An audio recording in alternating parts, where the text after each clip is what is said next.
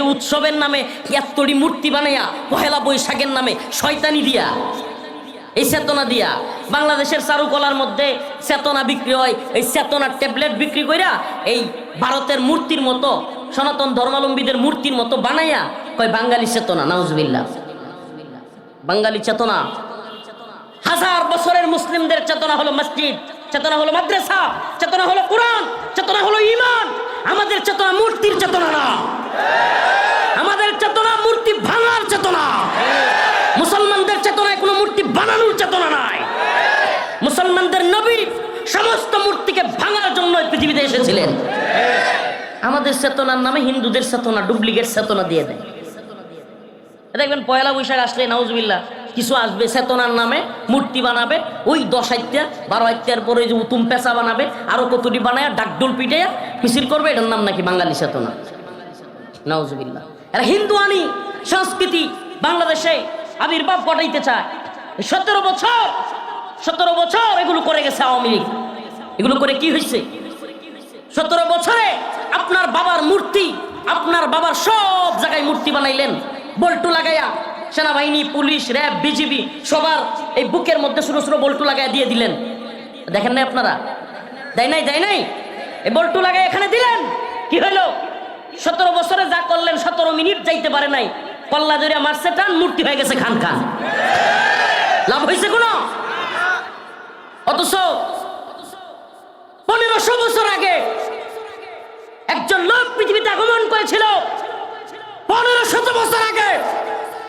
এখনো যেই লোক পৃথিবী থেকে চলে গেছেন 1500 বছর আগে, যার কোনো ছবি নাই, সারা পৃথিবীতে একটা মূর্তি নাই, ভাস্কর্য নাই, সারা পৃথিবীতে কোনো টাকার মধ্যে ছবি নাই, অফিস আদালতে ছবি নাই, পৃথিবীর কোথাও ছবি নাই, কিন্তু সেই লোকটাকে নিয়ে একবার কেউ কটূক্তি করলে, রাজা হোক, মন্ত্রী মিনিস্টার হোক, পৃথিবীর সবচেয়ে বড় ক্ষমতাসীন লোক হোক, এই পৃথিবীতে ওই লোককে নিয়ে একটা কথা বললে 150-200 কোটি মুসলমান একত্রে চিৎকার দিয়ে উঠে পৃথিবীর সমস্ত ক্ষমতাসীনদের তখতে তাউস মেরে যায়।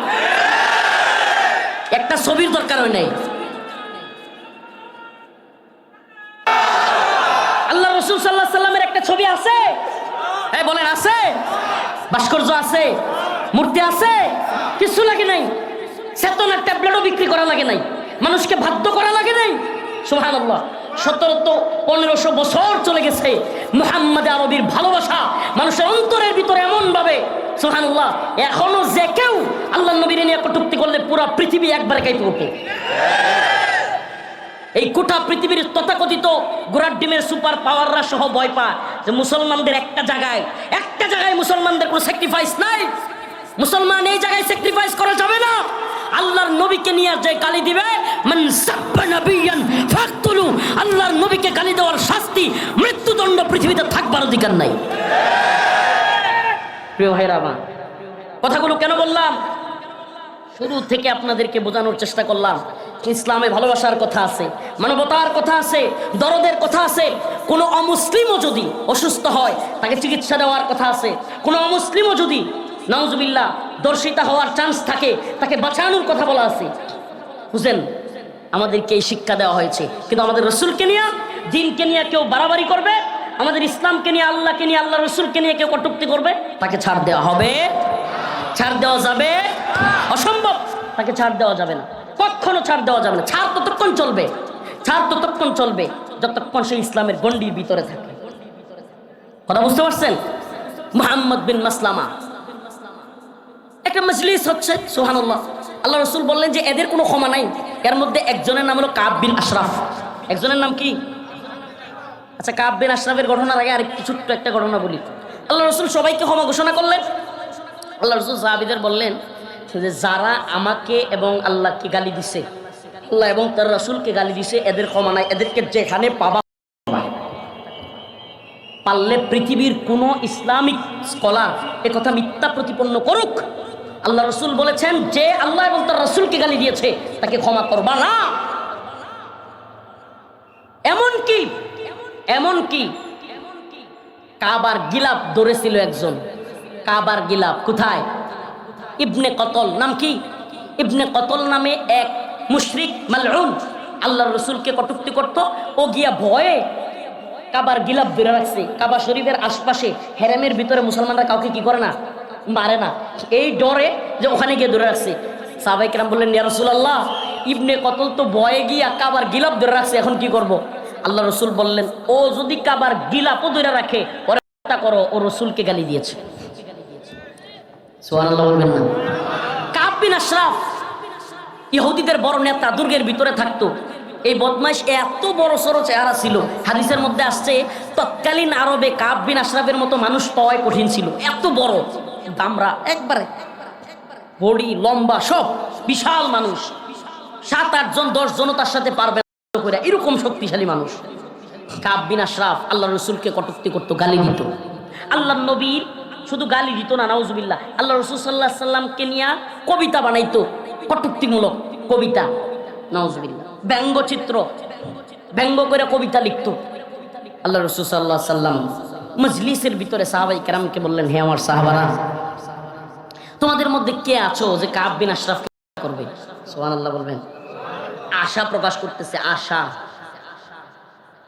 মুহাম্মদ বিন মাসলামা রাদিয়াল্লাহু আনহু দাঁড়ায় গেলেন, ইয়া রাসূলুল্লাহ, আপনি কি পছন্দ করেন আমি কাব বিন আশরাফকে হত্যা করি? আল্লাহ রসুল বললেন, হ্যাঁ। তখন মুহাম্মদ বিন মাসলামা বললেন, ইয়া রাসূলুল্লাহ, তাইলে আমারে একটু অনুমতি দেন, আমি একটু গাল গল্প করব, খুশ গল্প করব, মানে বানায়া গল্প আছে না, বানায়া সিনায়া কিচ্ছা, এগুলা বলবো, এগুলার অনুমতি দেন। সুবহানাল্লাহ বলবেন, আল্লাহর রসুল মিথ্যা গল্প বলার অনুমতি দিলেন? হ্যাঁ দিলেন। সুবহানাল্লাহ। কেন দিলেন? হলো কৌশলের নাম, তো কিসের নাম? আপনি যদি সব সত্য কথা বলে দেন প্রতিপক্ষকে, তাহলে আপনি জিততে পারবেন? আপনার প্রতিপক্ষকে যদি জানায় দেন আপনি কোথায় রাখছেন, কোথায় রাখছেন, সব সত্য কথা বলে দেন, তাহলে কি আপনি যুদ্ধ করবেন? আল্লাহ রাসূল সাল্লাল্লাহু আলাইহি সাল্লাম বললেন, ঠিক আছে, অনুমতি দেওয়া হলো। কাব বিন আশরাফের কাছে মুহাম্মদ বিন মাসলামা রাদিয়াল্লাহু আনহু তার সাথে আরো 2-3 জনকে নিয়ে গেলেন। একজনের নাম সম্ভবত আবু নাইলা রাদিয়াল্লাহু আনহু। ওনারা গেলেন, গিয়া কাব বিন আশরাফকে বললেন, কাব, আর বলিও না, মুহাম্মদ রে নিয়ে খুব পেরার মধ্যে আছি, ঝামেলার মধ্যে আছি। কই কি হইছে? কই আর বলিও না, যাকাত দিতে দিতে মুহাম্মদ রে আমরা শেষ হয়ে যাচ্ছে। নাউজুবিল্লাহ। মানে ওই যে আল্লাহ রাসূল বলছিল যে অনুমতি নিয়ে আসছে, বলতেছে যে মুহাম্মদ রে যাকাত দিতে দিতে একটা, মানে আমরা তো গরিব হয়ে যাচ্ছি। কাব খুশি হয়ে গেল। কাব বলতেছে, কি আগেই বলছিলাম না মুহাম্মদের সাথে থাইকো না, এখন দেখছো? তখন কাব বিন আশরাফকে মুহাম্মদ বিন মাসলামা রাদিয়াল্লাহু আনহু বললেন, ঠিক আছে, তাইলে আমাদেরকে কিছু কর্জে হাসানা দেও, হাওলাত কিছু দেও, আমাদের ঘরে খাদ্য নাই, কিছু খাবার জিনিস দাও, খাবার সামগ্রী দাও। ওই সময়ে বন্ধকের রীতি ছিল, আপনি কারো কাছ থেকে হাওলাত নিলে ওই সময় বন্ধক রাখতো, কোনো জিনিস বন্ধক রাখা লাগতো। হাদিসের কথা বলছি,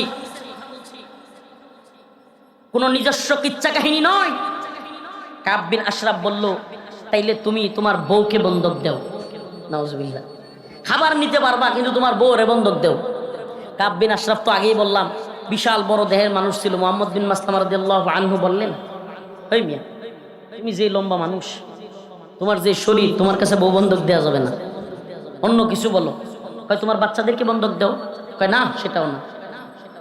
তখন মুহাম্মদ বিন মাসলামা বললেন, তরবারিগুলো, তৎকালীন সময় তরবারি খুব মূল্য ছিল, ডাল তলোয়ারের খুব মূল্যায়ন ছিল। মুহাম্মদ বিন মাসলামা বললেন, ঠিক আছে, ডাল তলোয়ারগুলো বন্ধক রাখলাম। কাব বিন আশরাফের কাছে, এই বাঁশিওয়ালা কে, এত বাঁশি বাজায়? কাব বিন আশরাফের কাছে মুহাম্মদ বিন মাসলামা রাদিয়াল্লাহু আনহু তরবারিগুলো, ডালগুলো জমা রাখলেন। কাব বিন আশরাফের কাছ থেকে কিছু জিনিস নেবেন। সুবহানাল্লাহ ওয়া বিহামদিহি। কৌশল করলেন কাব বিন আশরাফ। সেও সরল মনে চিন্তা করলো, আরে মুহাম্মদ রে যে লোকেরা গালি দেয়, যে লোকেরা মুহাম্মদ রে গালি না, যে লোকেরা মুহাম্মদের বিরুদ্ধে কথা বলতেছে, এরা তো আমার লোক।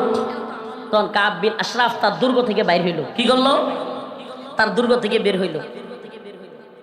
আল্লাহ রসুলের ওই সাহাবী মুহাম্মদ বিন মাসলামা রাদিয়াল্লাহু আনহু, হাদিসের মধ্যে আসছে, কাব বিন আশরাফকে একটু পাম দিলেন। পাম বাংলা ভাষায় সবাই বুঝে, এখন তো পাম খুব চলতেছে বাজারে, মানে পাম দিয়াই দুনিয়া চলতেছে বর্তমানে। ওয়ার্ডের নেতা ইউনিয়নের নেতারে পাম দেয়, ইউনিয়নের নেতা থানার নেতারে পাম দেয়, থানার নেতা জেলার নেতারে পাম দেয়, জেলার নেতা বিভাগের নেতারে পাম দেয়, বিভাগীয় নেতা, জাতীয় নেতাদেরকে পাম দেয়। এভাবে পাম দিয়া তেল দিয়া তেলেসমাতি চলতেছে। যদিও দেশে তেল নাই, কিন্তু পামের তেল আছে। তো মুহাম্মদ বিন মাসলামা রাদিয়াল্লাহু আনহু উনি কাব বিন আশরাফরে বললেন, কাব, তুমি তোমার চুলের মধ্যে কি সুগন্ধি ব্যবহার করো? তুমি যে চুলের মধ্যে এত সুঘ্রাণ আসতেছে, এত সুঘ্রাণ তোমার চুল থেকে আসতেছে, কি সুগন্ধি ব্যবহার করো? লম্বা মানুষ, চুলের সুগন্ধি, মানে তার চুল থেকে ঘ্রাণ আসতেছে, শুই না একবার খুশিতে গদগদ হয়ে গেল গা, খুব খুশি হয়েছে। লম্বা মানুষ এমনিও পাম দিলে খুব খুশি হয়, লম্বা মানুষ একটু ব্যাকল টাইপের হয়। তো খুব খুশি হয়ে বলতেছে যে, মানে একটা নাম বলতেছে সে। তখন মুহাম্মদ বিন মাসলামা রাদিয়াল্লাহু আনহু বললেন, তোমার মাথা থেকে একটু সুগন্ধি নিব, তুমি তোমার মাথাটা একটু আগায় দিবা, তোমার মাথার এত সুন্দর ঘ্রাণ, একটু আগায় দাও। মানে আসলে কথা হইল কি জানেন, মনে করেন 6 ফুট লম্বা এই মোটা তাজা মানুষটা যদি ধরাশায়ী করতে হয়, ওরে কিন্তু করে ধরাশায়ী করা যাবে। ওরে ওইভাবে ধরাশায়ী করতে গেলে পরিস্থিতি ভিন্ন হইতে পারে, এমনকি ও আঘাত কইরা ওনাকেও মারা ফেলতে পারে। এই জন্য উনি কৌশল করলেন। এক পর্যায়ে কাব বিন আশরাফ বুঝতে পারলো না, সে খুশিতে সে কল্লাটা মুহাম্মদ বিন মাসলামা রাদিয়াল্লাহু আনহুর দিকে আগায় দিল, যে নাও সুগন্ধি নাও, মানে মাথা থেকে সে ঘ্রাণ নিবে। যেমনে আগায় দিছে, মুহাম্মদ বিন মাসলামা রাদিয়াল্লাহু আনহু এমনি পেঁচ দিয়া ধরছে। দইরাই অন্যদেরকে বললেন, দাও বেটা খুব, সুবহানাল্লাহ, একেবারে জায়গায় কল্লা ফেলে দিছেন। দৌড়ায়া দুর্গের কাছেই যেহেতু মারছে, দৌড়ায়া গেছে আল্লাহ রসুলের কাছে। আল্লাহ রসুল সাল্লাহ সাল্লামকে গিয়া পূর্ণ ঘটনা বলছে। আল্লাহ রসুল সাল্লাহ সাল্লাম ঘটনা শুনে এমনভাবে হেসে দিলেন যে হাদিসে আসছে আল্লাহ রসুল সাল্লাহ সাল্লামের হাসলে দাঁত দেখা যেত না, কিন্তু ওই দিন ওনার হাসিতে দাঁত দেখা গিয়েছিল। কাব বিন আশরাফ জায়গায় শেষ, জায়গায় শেষ। আল্লাহ রসুল সাল্লাহ সাল্লামকে নিয়ে কটূক্তি করেছে, জায়গায় করা হয়েছে। আল্লাহ রসুল সাল্লাহ সাল্লাম খুশি হয়েছে। সুবহানাল্লাহ। কিছু কিছু বিষয়ে এর মানে এই ঘটনাগুলো, এগুলো আমার কোনো ব্যক্তিগত বানোয়াট কোনো কিচ্ছা কাহিনী না, কোনো শায়েকের পীরের কিচ্ছা না, এগুলো আল্লাহ এবং তার রসুলের কোরআন সুন্নাহর কথা। কেমন আমি তুলে ধরলাম এই জন্য যে ইসলামে অন্যান্য বিষয় নিয়ে স্যাক্রিফাইস থাকলেও কিছু কিছু বিষয় আছে যেগুলোতে কোনো স্যাক্রিফাইস নাই। আরো কিছু বিষয় আছে আল্লাহ এবং তার রাসূল চরম রাগান্বিত হইতেন। কওমে লূতের ঘটনা। কওমে লূত নারীদেরকে বাদ দিয়া পুরুষদের দিকে আকর্ষণ, নাউজুবিল্লাহ, পুরুষে এই ধরনের জঘন্য কাজ ইসলামে এগুলোর কোনো ক্ষমা নাই। বলবেন হুজুর এই কথা কেন বলছেন? ওয়ানাশহাদু আল্লা ইলাহা ইল্লাল্লাহু ওয়াহদাহু লা শারীকা লাহু أما بعد فقد قال الله تبارك وتعالى في كلامه المجيد وفرقانه الحميد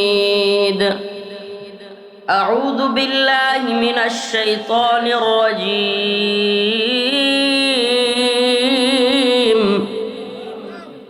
بسم الله الرحمن الرحيم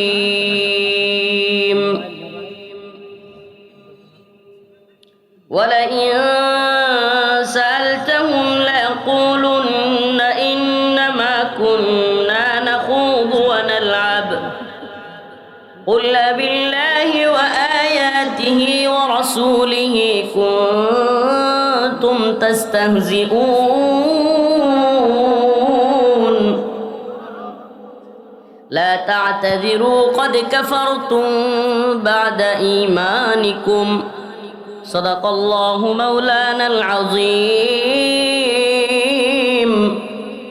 وصدق رسوله النبي الكريم ونحن على ذلك من الشاهدين والشاكرين والحمد لله رب العالمين সকলে একটু দরুদ শরীফ পড়ি আল্লাহুম্মা সাল্লি আলা মুহাম্মাদিন ওয়া আলা আলি মুহাম্মাদ কামা সাল্লাইতা আলা ইব্রাহিম ওয়া আলা আলি ইব্রাহিম إنك حميد مجيد اللهم بارك على محمد وعلى آل محمد كما باركت على إبراهيم وعلى آل إبراهيم إنك حميد مجيد SRG হাফিজিয়া মাদ্রাসার উন্নয়ন কল্পে খতমে কোরআন ছাত্রদের দোয়া ও পাগড়ি প্রদান উপলক্ষে আজকের এই ঐতিহাসিক তাফসীরুল কোরআন মাহফিলের সম্মানিত সভাপতি, সম্মানিত অতিথিবৃন্দ, সম্মানিত উলামায়ে কেরাম, সম্মানিত মুরব্বিয়ানে আযম, প্রিয় যুবক ভাইরা, স্নেহের ছোট ভাইরা, পর্দানিশীন শ্রদ্ধেয়া মা ও বোনেরা, আল্লাহ রাব্বুল আলামিনের দরবারে অসংখ্য অগণিত শুকরিয়া যে মহান রব্বুল আলামিন আপনাকে আমাকে এই আনসিজনাল প্রোগ্রামেও এত সুন্দর আবহাওয়ার মধ্যে সুযোগ করে দিয়েছেন কোরআনের কথা শোনার, কোরআনের কথা বলার। এই জন্য একবার রব্বে কাবার দরবারে কালিমাতুশ শুকুর আদায় করে স্বতঃস্ফূর্ত আওয়াজ করে বলি আলহামদুলিল্লাহ। বৈরী আবহাওয়া, প্রায় দিনই বৃষ্টি হয়, প্রচণ্ড জ্বর হয়। আলহামদুলিল্লাহ যে আজকের আবহাওয়াটা আমাদের জন্য খুবই সুন্দর, শুকরিয়ার বিষয় না? আল্লাহ পাক আমাদেরকে এই সুন্দর পরিবেশ করে দিয়েছেন, এজন্য আবারও অন্তঃস্থল থেকে একবার কালিমাতুশ শুকুর আদায় করে বলে আলহামদুলিল্লাহ। প্রিয় হাজিরিন, প্রিয় উপস্থিতি, আল্লাহ রাব্বুল আলামিন আজকে আমাদেরকে এই বালুকগাছি পুটিয়া রাজশাহীতে একত্রিত করেছেন। আল্লাহ তাআলার কাছে এজন্য শুকরিয়া আদায় করেছি। আমি আপনাদের সামনে সূরাতুত তাওবার 65 নম্বর আয়াতে কারিমা তিলাওয়াত করেছি। আমরা জানি আল্লাহ রাব্বুল আলামিন রহিম, আল্লাহ রাব্বুল আলামিন রহমান, আল্লাহ রাব্বুল আলামিন অত্যন্ত দয়ালু, দয়ার সাগর। আল্লাহ রাব্বুল আলামিন অনেক দয়াবান। পৃথিবীর সমস্ত মানুষের দয়া একত্রিত করলেও আল্লাহর দয়ার এক বিন্দু পরিমাণ সমান হবে না। আল্লাহ পাক তার বান্দাদেরকে যেই পরিমাণ ভালোবাসেন সেটাও পৃথিবীর সমস্ত ভালোবাসাকে একত্রিত করলেও একে অপরের প্রতি ওই ভালোবাসার কাছে কোনো মূল্যই থাকবে না। অথচ আমরা পৃথিবীতে কি দেখি, মা বাবা সন্তানকে কি পরিমাণ ভালোবাসে, মোহাব্বত করে কি করে না? অনেক মোহাব্বত করে। কিন্তু আল্লাহর ভালোবাসার কাছে মা বাবার ভালোবাসা কোনো তুলনাই চলে না। সুবহানাল্লাহ, আল্লাহ পাক তার বান্দাকে এত বেশি ভালোবাসেন। অথচ মা বাবার ভালোবাসা দেখলেই অবাক হয়ে যায়। মানে জীবন দিয়ে হলেও একজন বাবা মা তার সন্তানকে ভালোবাসতে চায়। মানে নিজের জীবনের চাইতেও নিজের জীবনের পরোয়া করে না, মায়া করে না, একজন সন্তানকে এত বেশি ভালোবাসে। মা বাবা যেমন এত ভালোবাসার পরেও মাঝে মাঝে সন্তানকে শাসন করেন, ঠিক তেমনি ভাবে আল্লাহ রাব্বুল আলামিনেরও দুইটা সাইড আছে। আমরা যেটা বেশি শুনি, রহিম, রহমান, দয়ালু, দয়ার সাগর, একটা রেহাল দিয়ে হাঁটুর নিচে চলে যায় তো। ঠিক তেমনি ভাবে আল্লাহ রাব্বুল আলামিন, ওনার একটা নাম আছে আল কাহ্হার। উনি খুব রাগান্বিত হন, কঠোর হন। দয়ার যেমন ওনার অপরিসীম দয়া, তেমনি ভাবে কঠোর হলে উনি ভয়ঙ্কর শাস্তিও দেন। সুবহানাল্লাহ।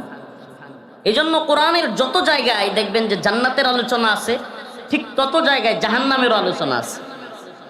জান্নাতের আলোচনার পাশাপাশি কিসের আলোচনা আছে? জাহান্নামের আলোচনা আছে। আশার কথা বললে, কোনো কিছু দেওয়ার কথা বললে, আল্লাহ তাআলা ভালোবাসার কথা বললে সেখানে খৌফের কথাও বলেন, ভয়ের কথাও বলেন, ভয়ও দেখান। এটার কারণ কি? কারণ হলো মানুষকে আপনি কখনোই, মানুষ ফিতরাতান এমনভাবে আল্লাহ পাক সৃষ্টি করেছেন, মানুষকে আপনি কোনো এক্সাইট দিয়া নিয়ন্ত্রণ করতে পারবেন না। কেমন? শুধু ভালোবাসা দিয়া আপনি আপনার বাচ্চাটাকেও নিয়ন্ত্রণ করতে পারবেন না। মাঝে মাঝে শাসনও লাগে, লাগে কি লাগে না? যেমন আমার মামা আজকে গাড়িতে একটা ঘটনা শোনাইতেছিল যে ওনার বাবু ওনার বাচ্চা খুব আদর করে সবাই, তো ঠান্ডা লাগছে, জ্বর ঠান্ডা, এরপরেও সে পানির মধ্যে হাত দিতেছে, পানি উঠাইতেছে, ঠান্ডা পানি। এখন ঠান্ডা পানিতে যদি আরো হাত দেয়, আরো ঠান্ডা পানি উঠায়, তাইলে এই বাচ্চার জ্বর কমবে না বাড়বে? তখন উনি একটু রাগ দেখাইলেন। তো এই রাগ দেখানোর কারণে বাচ্চাটা চিৎকার করে কান্না করে দিল। চাচার একটা মাইক দেন, চাচার একটা মাইক দেন। তো বাচ্চাটা কান্না করে দিল। আমাকে বলেন, যদি বাচ্চাটাকে ওই সময় দমক না দিয়ে পানির মধ্যে ছেড়ে দেওয়া হইতো, তার ঠান্ডা আরো বাড়তো না কমতো? জ্বর কমতো না বাড়তো? তার মানে বোঝা গেল আদরের সাথে সাথে শাসনেরও প্রয়োজন। মানুষকে আল্লাহ পাক সৃষ্টি করেছেন এমন ভাবে যে মানুষকে নিয়ন্ত্রণ করতে হলে শুধু ভালোবাসা দেওয়া হয় না, আবার শুধু শাসন দেওয়া হয় না। আমাদের আল্লাহ মাফ করুক, অনেক গার্ডিয়ানরা বেশি বেশি শাসন করে, অনেক উস্তাদরা ছাত্রদেরকে বেশি বেশি শাসন করে, ওই ছাত্রকে আরো নষ্ট করে ফেলে। এটা কথা মনে রাখবেন, শাসন করে সে, সুহাগ করে যে। শাসন করে সে, সুহাগ করে যে। আদর করবে, যে ভালোবাসবে, সেই লোকেরই অধিকার আছে বাচ্চাকে শাসন করা। কিন্তু যে শাসন করে শুধু, আদর করে না, সুহাগ করে না, ওর শাসন কোনোদিন কাজে লাগবে না। উল্টা ওর শাসন বুমেরাং হবে, উল্টা ওই বাচ্চা আরো মানসিকভাবে উল্টা হয়ে যাবে, মানসিকভাবে মন মানসিকতার হবে। জিন্দিগি বললে পাওয়া যায়, এগুলো তো আর কোরআন হাদিস না, বাস্তবতা আল্লাহ পাক ভালো জানে। যে ওর মা নাকি মারা গেছিল, ওর সৎ মা ওকে লালন পালন করতে গিয়ে অনেক কষ্ট দিছিল। ও ওই রাগান্বিত হইতে হইতে হইতে হইতে আস্তে আস্তে মানসিকভাবে এমন হার্ড হয়ে গেছিল। আপনি দেখবেন যে কোনো সংসারে যদি মা মারা যায়, বাচ্চাদেরকে অতিরিক্ত শাসন করে সৎ মা কিংবা বাবা বা সংসারের কেউ, ওই বাচ্চাগুলো দেখবেন মানসিকভাবে খুব রাগান্বিত হয় এবং খুব রাগী হয়, জেদি হয়। প্রিয় ভাইরা আমার, বন্ধুগণ আমার, এই কথাগুলো বলবার উদ্দেশ্যটা একটু পরে আমার এই আয়াতের আলোচনার সাথে ঢুকলেই বোঝা যাবে। ডাক্তার, এতক্ষণ তো বাবা মার কথা বললাম, ডাক্তাররা কি করেন? ডাক্তারদের দুইটা দিক। একটা দিক, ডাক্তারদেরকে প্রাথমিকভাবে ডাক্তারিতে যখন নেওয়া হয়, তাকে যখন নার্সিং করা হয় বা তাকে যখন কোর্স করে বা তাকে যখন শিক্ষা দেয়, তখন প্রথমেই বলে তুমি রোগীর সাথে গিয়া প্রথমেই সুন্দর করে ব্যবহার করবা। আসসালামু আলাইকুম, কেমন আছেন, মুস্কি হাসি দিবা, সবটার শরীরটা কেমন, ঠিক আছে কিনা, খাওয়া দাওয়া করছেন কিনা। একজন ডাক্তার যখন একজন রুগীকে এইভাবে সালাম দেয়, সুন্দর ব্যবহার করে, তখন কিন্তু ওই রুগীর মনটা ভালো হয়ে যায়, ভয় থাকে না। ওই যেই ডাক্তার সালাম দেয়, সুন্দরভাবে কথা বলে ব্যবহার করে, ওই ডাক্তারই কিছুক্ষণ পর যখন শুনে কিংবা যখন ওই পরীক্ষা নিরীক্ষা করে পাওয়া যায় যে তার অপারেশন লাগবে, কি লাগবে, অপারেশন লাগবে, তখন সেই ডাক্তারই ছুরি কাচি নিয়ে অপারেশন থিয়েটারে গিয়া ওই ডাক্তার ছুরি কাচি নিয়ে তাকে অপারেশন থিয়েটারে নিয়ে অপারেশন করে কি করে না? সুবহানাল্লাহ। এই দুনিয়াবি উদাহরণগুলো কেন বললাম জানেন? আল্লাহ পাক এমন ভাবেই এই দুনিয়া, এই তাম পৃথিবী সৃষ্টি করেছেন এবং এই সিস্টেমকে আল্লাহ পাক এমন ভাবে তৈরি করে রাখছেন যে এখানে দুইটা জিনিসই লাগবে। এই জন্য প্রিয় ভাইরা আমার, বন্ধুগণ আমার, আল্লাহ রাব্বুল আলামিন রহমান রহিম যেমন বলেছেন, দয়ার সাগর বলেছেন, আদরের কথা, ভালোবাসার কথা যেমন বলেছেন, শাসনের কথাও বলেছেন, জান্নাতের কথা যেমন বলেছেন, জাহান্নামের কথাও বলেছেন। ইসলামের মধ্যে উদারতা শিক্ষা দেওয়া হয়, মানবতার শিক্ষা দেওয়া হয়, ভালোবাসার শিক্ষা দেওয়া হয়। ঠিক তেমনি ভাবে যদি কেউ আল্লাহ এবং তার রাসূলকে নিয়ে কটূক্তি করে, আল্লাহ এবং তার রাসূলকে নিয়ে, দ্বীনকে নিয়ে, ইসলামকে আঘাত করে কেউ কথা বলে, সেখানেও ভালোবেসে দরদ দিয়া মায়া দিয়া কথা বলবার কথা বলেন নাই। আল্লাহ রাব্বুল আলামিন সেই জায়গায় সুস্পষ্টভাবে বলে দিয়েছেন, ওয়ালা ইন সাআলতাহুম লায়াকুলুন্না ইন্নামা কুন্না নাখুযু ওয়া নালআব। ولئن سألتهم ليقولن إنما كنا نخوض ونلعب قل أبالله وآياته ورسوله كنتم تستهزئون আল্লাহ রাব্বুল আলামিন বলেন, ও নবী, হে রাসূল, আপনি জিজ্ঞেস করেন, হে আমার প্রিয় হাবিব, আপনি তাদেরকে জিজ্ঞেস করেন, ওয়ালা ইন সালতাহুম লা ইয়াকুলুন্না ইন্নামা কুন্না নাখুদু ওয়া নালআব। একটু আজকের আয়াতের আলোচ্য বিষয় বুঝবার জন্য একটা ঘটনা বলি। তাবুক যুদ্ধের সময় এক মজমার ভিতরে কোরআনের আলোচনা হচ্ছে। কি হচ্ছে? কোরআনের আলোচনা হচ্ছে। এমন সময় এক লোক বলতেছে, এই কোরআন পাঠকারীরা কতই না মিথ্যুক, নাউজুবিল্লাহ।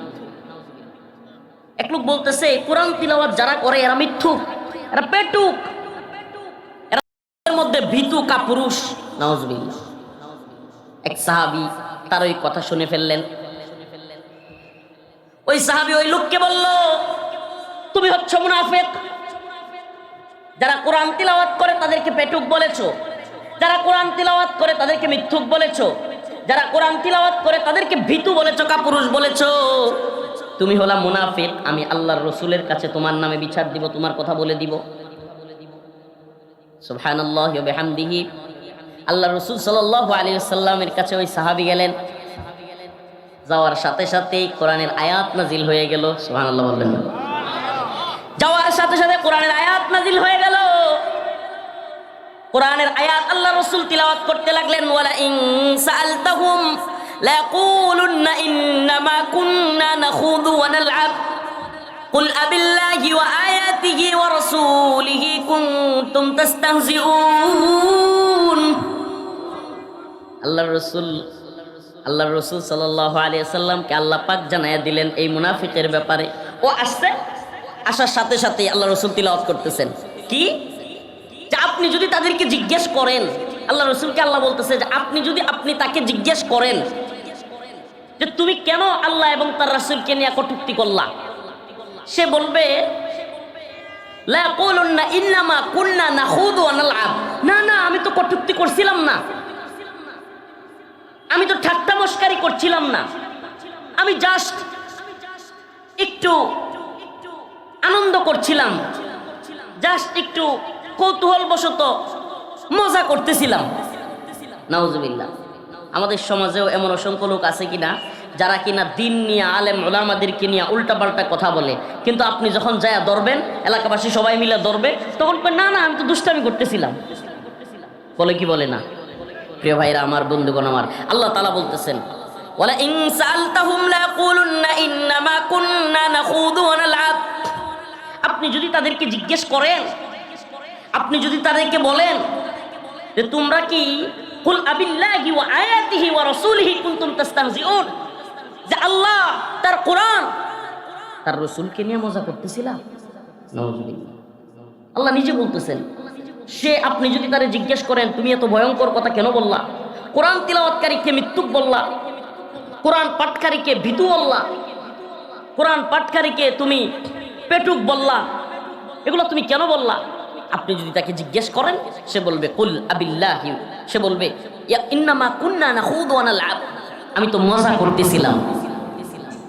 আল্লাহর রাসূলকে আল্লাহ বললেন, হে রাসূল, আপনি বলেন কুল আবিল্লাহ ওয়া আয়াতিহি ওয়া রাসূলিহি কুনতুম তাস্তাহজিউন, তুমি কি আল্লাহ এবং তার রাসূলকে নিয়ে কটূক্তি করছিলে? লা তা'তাযিরু ক্বাদ কাফারতুম বা'দা ঈমানিকুম, লা তা'তাযিরু ক্বাদ কাফারতুম বা'দা ঈমানিকুম। কোনো উযর আপত্তি দেখাবে না, কোনো উযর আপত্তি গ্রান্টেড তোমার গ্রহণ করা হবে না। ক্বাদ কাফারতুম বা'দা ঈমানিকুম, তুমি ঈমান আনার পর কুফরি করেছো। চিন্তা করছেন? আল্লাহ বলছে তোমার কোনো উযর, আল্লাহকে নিয়া, তার রাসূলকে নিয়া, কোরআন নিয়া, দিন নিয়া টিটকারি করার পর, মজা করবার পর কোনো উযর আপত্তি গ্রহণ করা হবে না। তুমি ঈমান আনার পর কুফরি করে ফেলছো। নাউজুবিল্লাহ। তাইলে আমরা ওই কিছুক্ষণের আলোচনায় একটা জিনিস ক্লিয়ার হলাম যে আল্লাহ পাক যেমন দরদি, আল্লাহ পাক যেমন জান্নাতের কথা বলেন, আল্লাহ তাআলা যেমন আশার কথা বলেন, আল্লাহ পাক যেমন মানুষকে সুখ শান্তির কথা বলেন, আল্লাহ তাআলা যেমন আমাদেরকে ভালোবাসার কথা বলেন, তেমনিভাবে আল্লাহ পাক অপরাধের কারণে বান্দার প্রতি গরম হন। আমি কি আমার কথা বুঝাইতে পারতেছি না? আপনারা কি আমার কথা শুনতেছেন? আল্লাহ পাক গরম হন, সুবহানাল্লাহি ওয়া বিহামদিহি। আপনারা মক্কা বিজয়ের কথা শুনেছেন কিনা?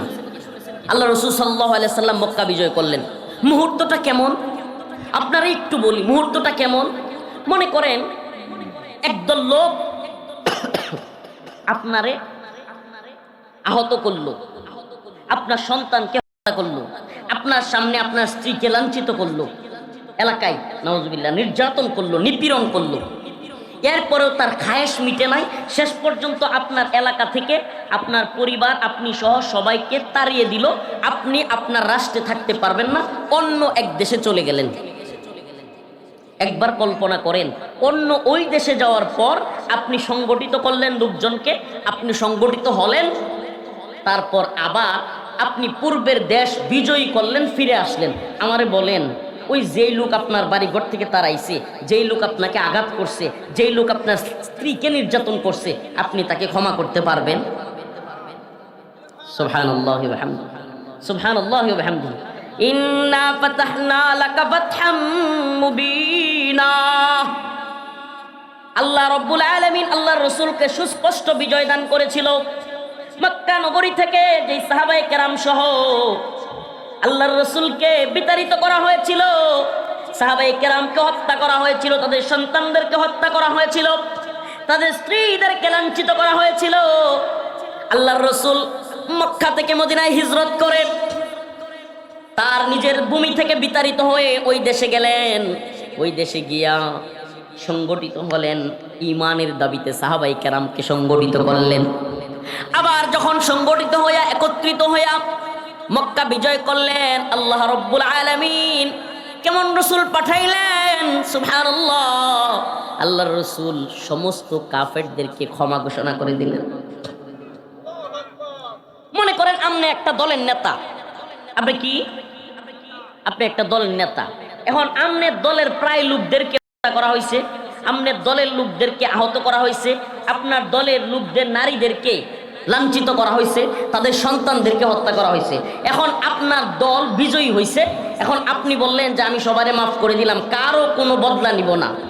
আমি চ্যালেঞ্জ করলাম, পৃথিবীতে কোনো দলের নেতা নাই যেই দলের নেতাকে ওই নেতার কর্মীরা মানবে না।